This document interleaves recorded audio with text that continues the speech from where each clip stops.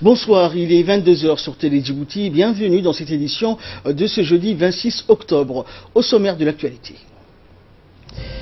Tenue de la première séance de la deuxième session ordinaire de l'année 2017 à l'Assemblée nationale.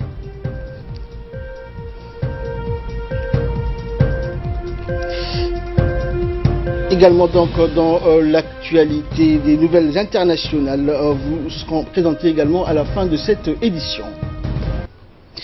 C'était donc les titres. Merci à vous de nous rejoindre. Sous la présidence du président de l'Assemblée nationale, Mohamed Ali Hamed, s'est tenue ce jeudi la première séance de la deuxième session ordinaire de l'année 2017. L'ensemble des parlementaires et les membres du gouvernement, avec à leur tête le Premier ministre, ont pris part à la séance. Et avant d'entamer les travaux pour notamment discuter et examiner les 11 projets de loi à l'ordre du jour, l'auditoire a été invité, sur invitation du président Hamed, à observer une minute de silence en mémoire aux victimes donc de l'odieux et terrible attentat de Mogadiscio survenu le 14 octobre dernier. Cet attentat, rappelons-le, a fait 358 morts, une cinquantaine de disparus et plus de 300 blessés.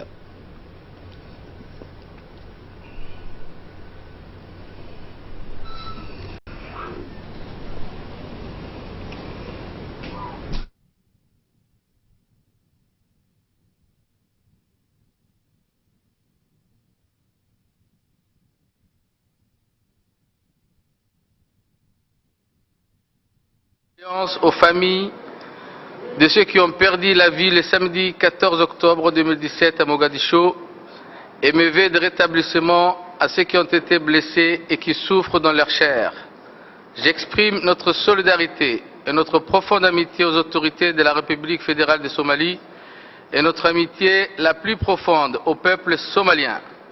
En signe de respect envers les victimes de cette violence barbare et aveugle, je vous invite à observer une minute de silence et de lire la Fatiha.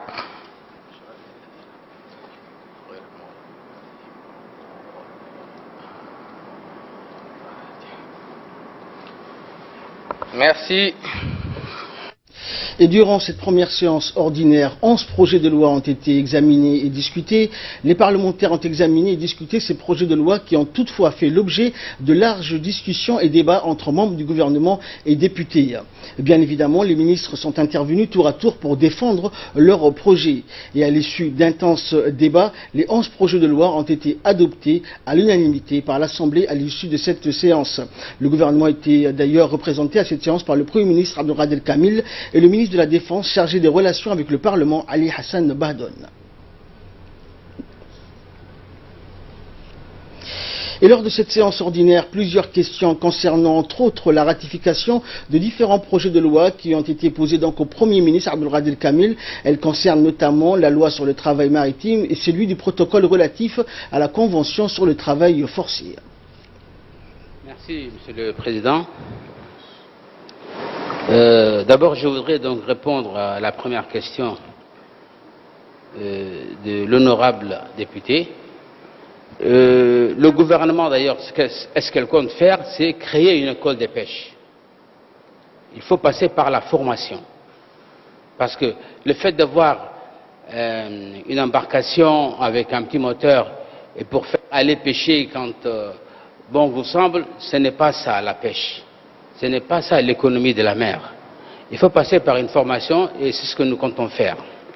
Quel bénéfice pourrons-nous tirer donc de cette convention? Il y a quand même la protection, comme j'ai dit tout à l'heure, de nos faunes. Si nous n'adhérons pas à ces conventions, si on voudrait porter plainte contre ces bateaux, ben, personne ne nous connaît. Un bateau mais qui était d'origine russe, qui avait fait un dégazage sur nos côtes et qu'on a pu arrêter au port de Port Saïd au Caire, jusqu'à ce que nous avons pris un avocat et aller devant les tribunaux internationaux. C'est cela parce que nous sommes membres de conventions maritimes. Donc il faut savoir que si vous n'êtes pas membre de ces conventions, personne ne vous connaît. Je voudrais répondre d'une manière assez générale. pour d'abord se prémunir contre des fléaux comme le travail forcé. La meilleure manière d'abord, c'est de se doter d'instruments juridiques pour endiguer de tels fléaux. Aujourd'hui ici, notre pays veut effectivement ratifier la Convention contre le travail forcé. Donc on veut se doter d'instruments juridiques pour lutter contre le travail forcé. Vous avez parlé aussi d'agences d'emploi qui maltraitent les employés. D'abord, je voudrais attirer votre attention. Ces agences d'emploi sont la plupart des agences djiboutiennes qui ont effectivement des travailleurs à louer. Mais il y a quand même au niveau du ministère du Travail ce qu'on appelle l'inspection du travail. S'il y a des plaintes, ces plaintes sont examinées au niveau de l'inspection, sinon on va jusqu'à devant les tribunaux, devant la justice du pays. Social à présent, sous la houlette du ministre de l'Intérieur, Hassan Omar, et dans le cadre de la politique de logement pour tous prônée par le président de la République, 100 ménages issus du quartier Bouldoro de la commune de Balbala ont été relogés à la cité Nassib. Outre le ministre de l'Intérieur, Hassan Omar, ont assisté à cette cérémonie la maire de la ville de Djibouti, Fatouma Awali Ousmane, et le directeur de la fondation IOG Droit au logement. Après la cérémonie d'accueil et de rencontre entre les autorités concernées par cet événement et la population visée par ce relogement, il faut procéder donc à la remise des clés à la centaine de bénéficiaires qui ont été relogés à la cité dite Nassib suite aux opérations de délogement des habitants du quartier Bouldoro de Balbala. Il est primordial donc de rappeler que le relogement de ces 100 ménages ou familles a été facilité par l'heureuse initiative du chef de l'État qui a mis sur pied la fondation Droit au logement. Cette fondation a permis de financer entièrement la construction de cette nouvelle cité. Rappelons qu'une première opération de logement a été auparavant accomplie grâce à cette même fondation suite aux incendies qui ont ravagé certains quartiers de la commune de Balbala en juillet dernier.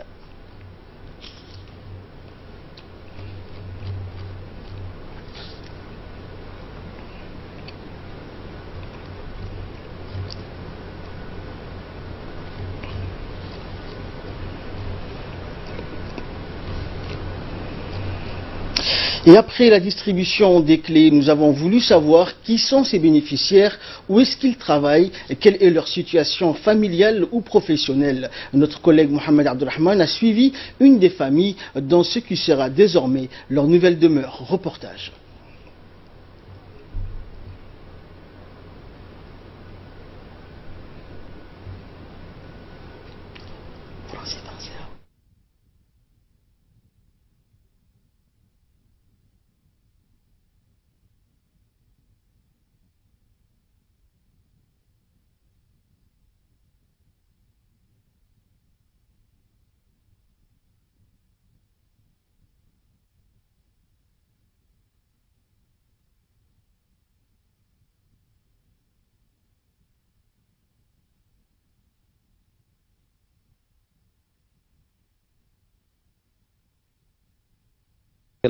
maantana alxamdulilaah waxaan helay guri dhagax kolka ilaahay baa mahad iyo gallad iska leh madaxweynaheedana mahad iyo gallad buu leeyahay iyo marwadiisa marwa khadraxayd alxamdulilah mahadnaq baan nii soo celinaya walaalayaal waana ni salaamay wallaahi nolol maalmeedkaygu waxaan ka shaqeeyaa kuuli iyo dhukaa baan caymadaa dhukaa dhismihi iyo dhukaa la dhisayaan dhex caymadaa waxaan ka helay cishaan helay iyo cishaan waayaba cishadaan helo 1500 ilaa 2000 furan waxaan isla helo kolkol kuuligayaan ku helaa waana fiicanahay maalin waan iska weynaa waa alxamdulilah mahad iyo galad aan kastaba yaan haynaa xaaskayga waxba kama shaqeyso waxay qabatana ma jirto waa 9 ciyaal aan leeyahay 9 ciyaal ayaan leeyahay qaybna way dhigataa qaybna wali may gaadhin dadka wallaahi boqolkiiba boqol dadkaas waa dad xun bay ahaayeen dad magac ayaga dilayay ahaayeen dad dul socoday ahaayeen dad budhuqo maaha kuwa aan na soo gali karana maaha kuwa taraanjiyo dhulka dhex caymaday ahaayeen mana cadayn karayno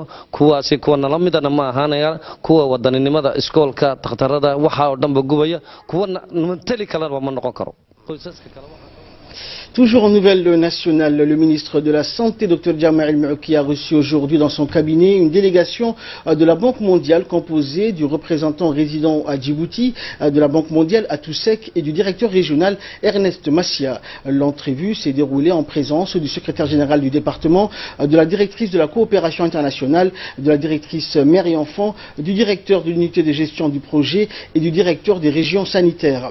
Les deux parties ont discuté donc des nouveaux projets qui seront financés par la Banque mondiale et qui vise à améliorer la santé de la mère et de l'enfant. Au cours de l'entretien, le ministre de la Santé a mis en exergue l'importance que revêt le partenariat entre le ministère de la Santé et la Banque mondiale. Il a aussi réaffirmé l'intérêt particulier que le gouvernement djiboutien accorde au renforcement de cette coopération en vue de prodiguer des soins de qualité à l'ensemble de la population djiboutienne. Le ministre de l'Éducation nationale et de la formation professionnelle, Moustapha Mohamed Mahamoud, a dirigé les travaux d'une réunion ce matin avec les cadres de son département ainsi que les inspecteurs de l'éducation nationale. Au menu de la rencontre, une communication sur les récents décrets présidentiels pris en Conseil des ministres dans sa séance du mardi 24 octobre. Ces décrets donc présidentiels portaient d'une part sur la mise en place d'un cadre unique des professeurs de l'éducation nationale et de la formation professionnelle et d'autre part les indemnités et avantages des inspecteurs de l'éducation nationale et de la formation professionnelle revus à la hausse et alignés sur ceux des inspecteurs des finances. Au cours de la réunion, le ministre Moustapha Mohamed a rappelé qu'il s'agit là d'une initiative du chef de l'État Ismaël Omar Guelleh, soucieux de renforcer davantage la qualité de notre système éducatif. Le ministre a saisi l'occasion donc pour réaffirmer que ces mesures visent à revaloriser de la fonction enseignante et des inspecteurs de l'éducation nationale et de la formation professionnelle. Le cadre unique des professeurs devrait améliorer les conditions de travail des professeurs et s'inscrit dans une démarche d'optimisation et de renforcement de la qualité des enseignements-apprentissages. La directrice du CFEF, Aïcha Farah, a indiqué qu'un inspecteur de l'éducation nationale bénéficiera désormais des mêmes avantages en nature et indemnités accordés à un inspecteur des finances. Éminemment importante pour le ministère de l'Éducation nationale et les personnels enseignants de ce ministère. Elle portait sur 2 décrets qui ont été adoptés récemment. L'un portait sur la création d'un nouveau cadre unique des professeurs du ministère de l'Éducation nationale. Ce premier décret va supprimer toutes les déclinaisons existantes pour ce personnel, à savoir les professeurs adjoints, les instituteurs adjoints. Il n'y aura donc qu'un seul professionnel, un professeur de l'éducation nationale. Et nous nous félicitons donc de l'aboutissement de cette action qui nous a pris quand même quelques années et qui est ô combien importante pour la qualité que nous recherchons, qui est une priorité du ministère de l'Éducation nationale. Nous avions donc ce matin aussi partagé, par la voix du ministre, l'annonce de la revalorisation d'un autre corps ô combien important au sein de ce ministère. Il s'agit des inspecteurs. Nous remercions donc le président de la République qui a toujours œuvré pour le ministère de l'Éducation nationale parce qu'il est conscient que c'est un département vital pour le développement du pays. Merci, Monsieur le Président. Revenons donc sur la cérémonie qui a eu lieu aujourd'hui donc à la cité Nassib, qui a été présidée par le ministre de l'Intérieur Hassan Omar Mohamed, accompagné donc de plusieurs hauts responsables du pays. Cérémonie donc qui a permis à quelques 100 bénéficiaires habitants c'était le quartier donc de Bouldoro et qui ont été relogés ce matin à la cité Nassib. Et après la distribution des clés, notre collègue Mohamed Abdelrahman a suivi une de ces familles dans leur nouvelle demeure. Regardez.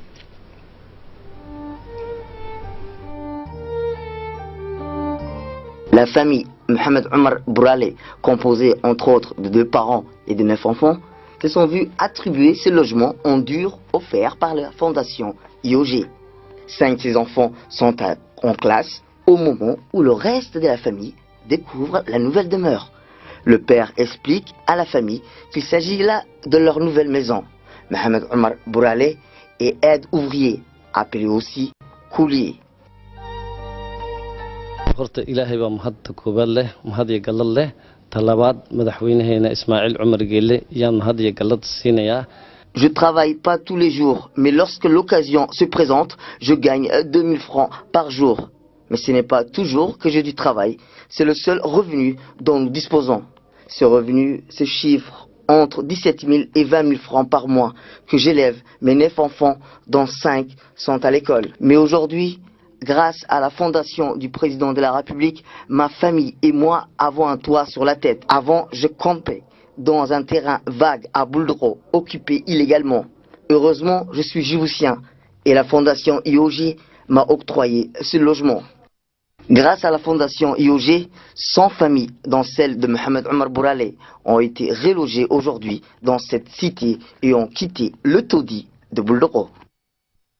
Dans l'actualité également, le ministre du Travail chargé de la réforme de l'administration et la représentante de l'Organisation internationale pour l'immigration à Djibouti sur les possibilités donc d'envoi des jeunes djiboutiens à l'étranger pour pouvoir travailler. Et c'est dans ce sens donc que cette réunion s'est tenue. De nombreux pays donc sont à la recherche de jeunes diplômés et d'une main-d'œuvre qualifiée pour occuper certains postes. Ces opportunités de travail s'intègrent donc dans le cadre de la stratégie nationale de l'emploi. Et malgré l'inflexion des flux de migration de travail suite à la crise économique, les marchés de travail dans plusieurs pays d'accueil donc affichent des besoins en jeunes cadres et d'une main-d'œuvre à différents niveaux de compétences. Ces besoins donc s'expliquent en raison des problèmes démographiques et de vieillissement des populations que connaissent certains pays européens ou le Canada notamment. Djibouti doit tirer profit donc de cette mobilité des compétences en exploitant le potentiel de placement à l'étranger.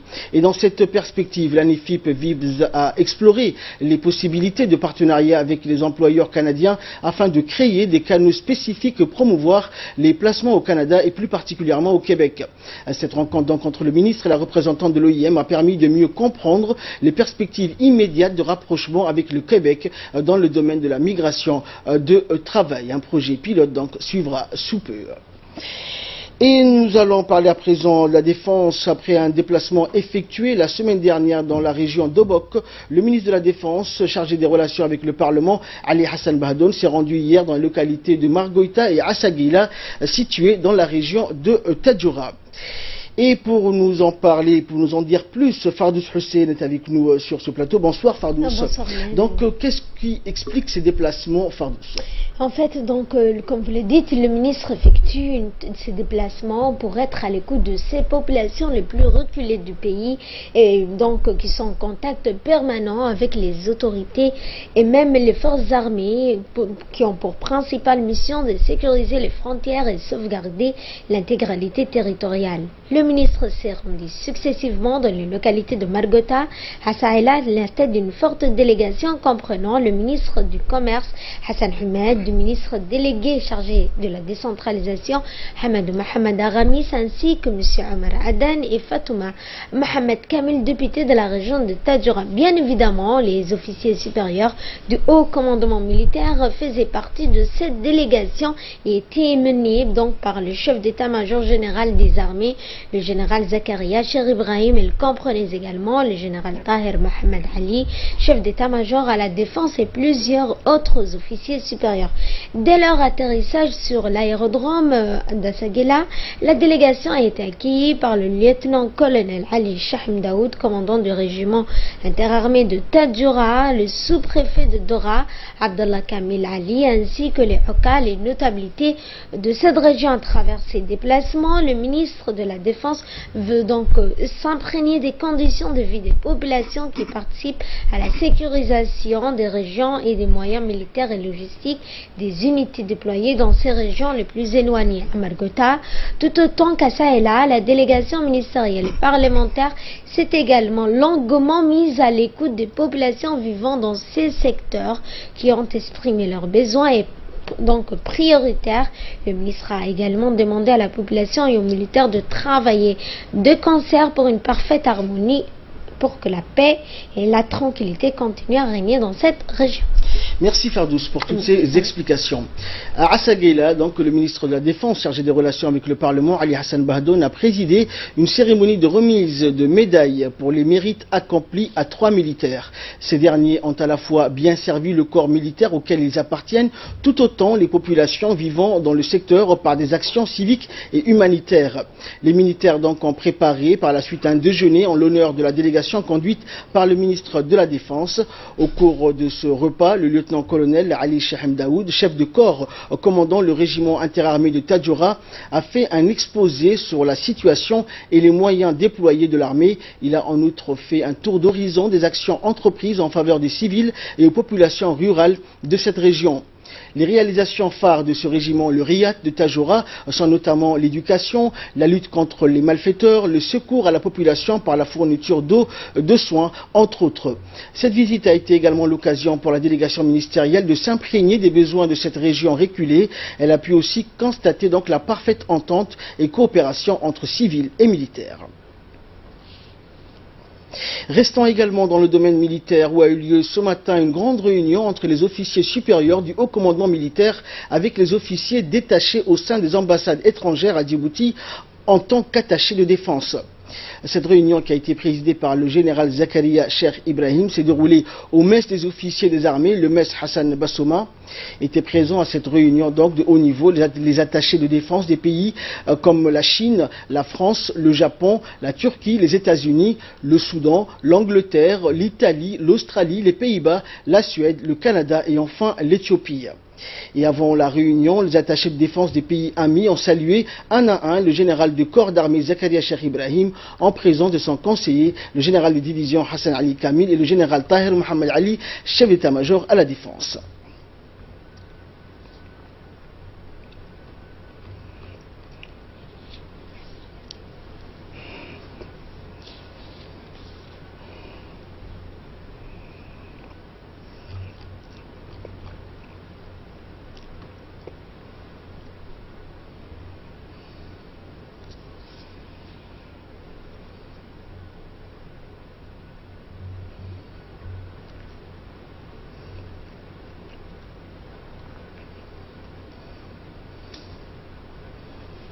Et dans une allocution prononcée à l'ouverture de cette réunion, le général Zakaria Cheikh Ibrahim a souligné l'importance des relations de coopération entre les forces armées djiboutiennes et les pays amis. Je vous propose d'écouter le général.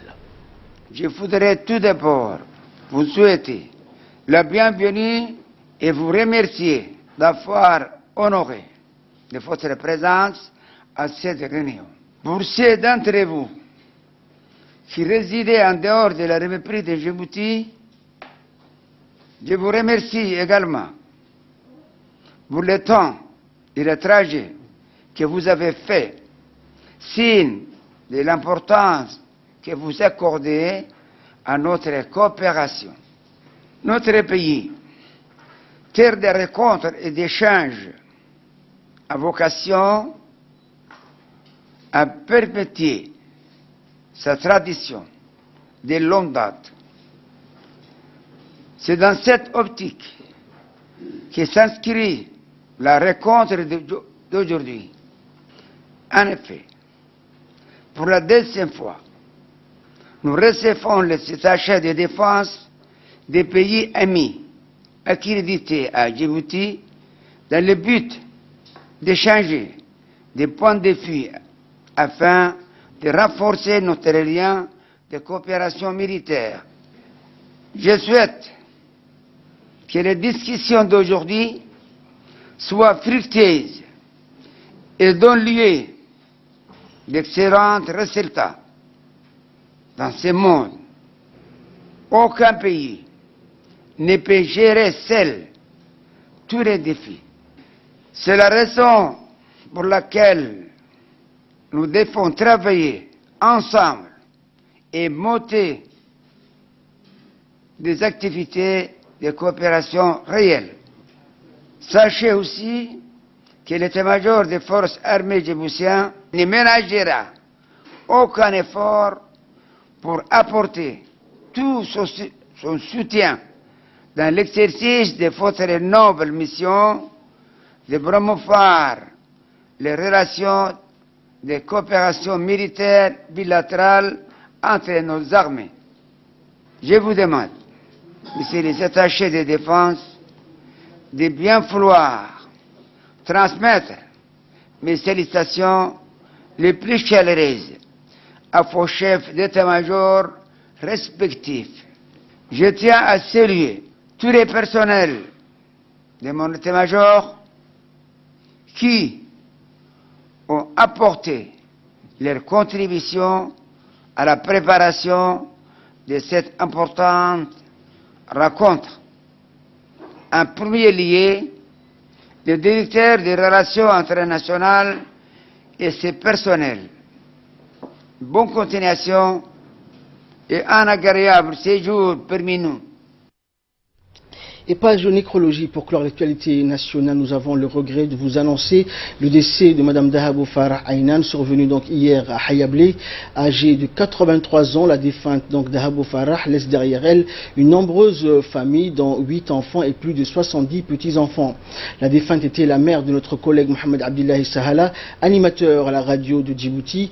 Et en cette douloureuse circonstance, la direction générale et l'ensemble du personnel de la RTD partagent la douleur de la famille et adressent ses sincères condoléances les plus attristées à la famille et aux proches de la défunte Dahabo Farah, notamment à notre collègue et fils de la défunte Mohamed Abdillahi Sahala. Ils prient tous donc le tout miséricordieux d'avoir pitié de son âme et de l'accueillir dans son paradis éternel. Inna lillahi wa inna ilayhi raji'un. Et de là, nous passons à l'actualité à travers donc le monde régional, africain et international avec Samatar Saïd. Bonsoir Samatar. Donc nous allons nous rendre dans un premier temps au Kenya. Comme on le craignait, Samatar, le scrutin qui devait avoir lieu donc ce jeudi a été en partie reporté en raison des violences. Au moins 3 personnes donc ont été tuées selon les dernières informations aujourd'hui au cours d'un frottement entre la police en marge du scrutin présidentiel. Les régions les plus touchées par les violences ont reporté donc le vote à samedi. Et c'est le président de la commission électorale, Samatar, donc, qui a annoncé que l'élection présidentielle serait reportée à samedi dans 4 comtés de l'ouest du Kenya, dans lesquels ont eu lieu des violents affrontements entre partisans de l'opposition et les forces de l'ordre. Eh bien, effectivement, Ahmed, au moins 3 personnes sont mortes par balle au cours d'affrontements entre forces de l'ordre et partisans de l'opposition en marge du scrutin, Ahmed. Parmi elles figure un jeune homme blessé à Kisumu, dans l'ouest du pays. Transporté à l'hôpital, il a succombé à ses blessures, a déclaré un infirmier d'établissement public. Alors, ça m'attarde, des scènes similaires d'affrontements entre partisans de l'opposition et forces de l'ordre ont été également enregistrées dans plusieurs régions du Kenya.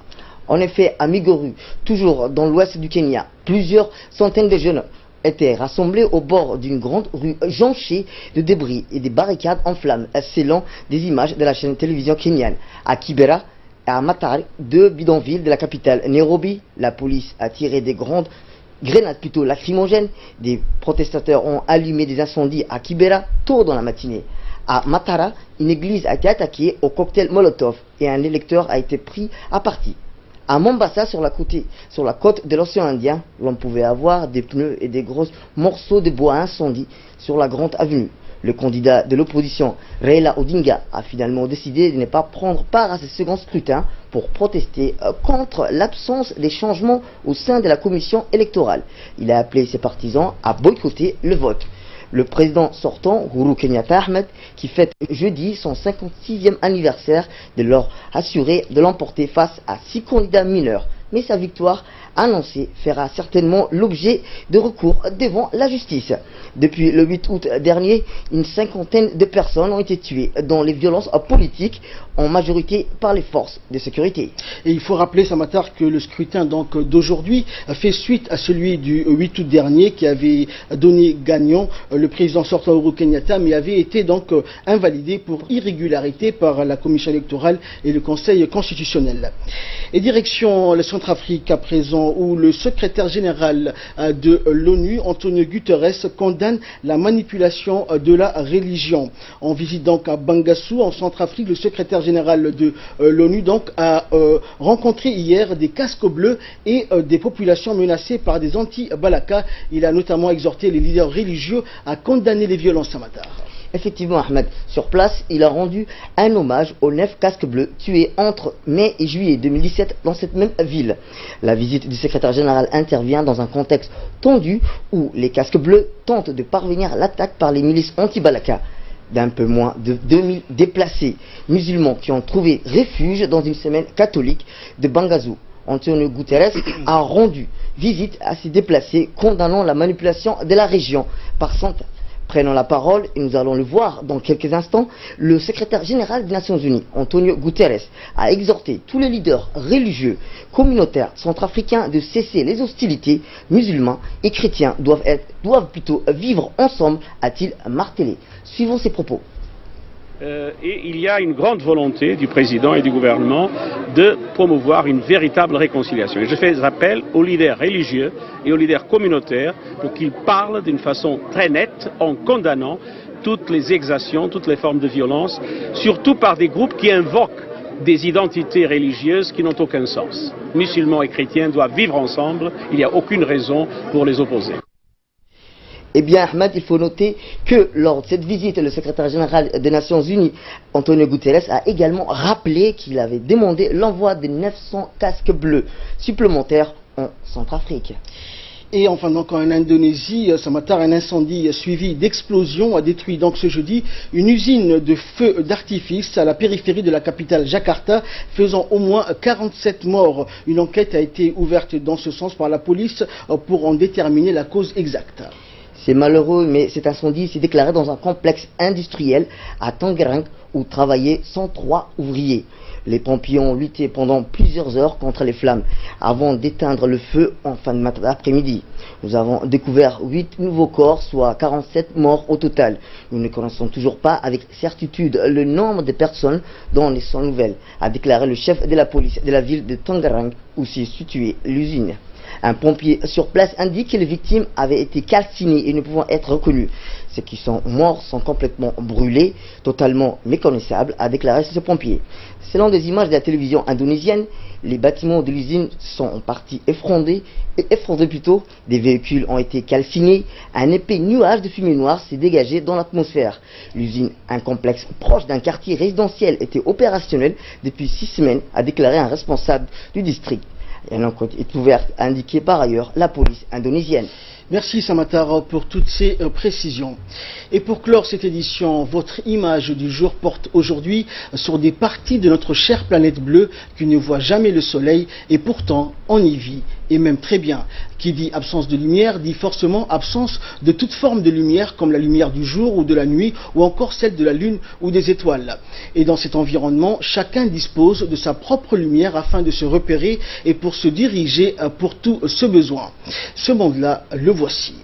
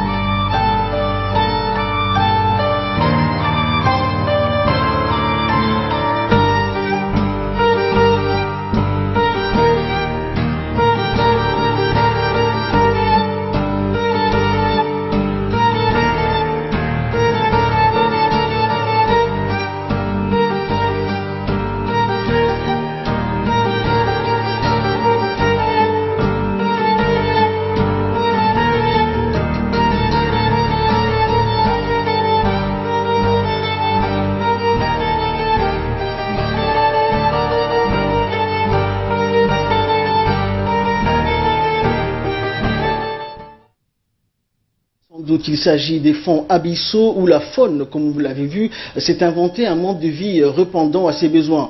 Cachés dans les recoins les plus profonds, les plus sombres et les plus reculés de notre planète, les parades de ces animaux marins comptent parmi les plus dynamiques, les plus éblouissantes et les plus invraisemblables. Il s'agit là des miracles de Dame Nature. Et c'est ainsi que prend fin cette édition. Merci à vous de nous avoir suivis.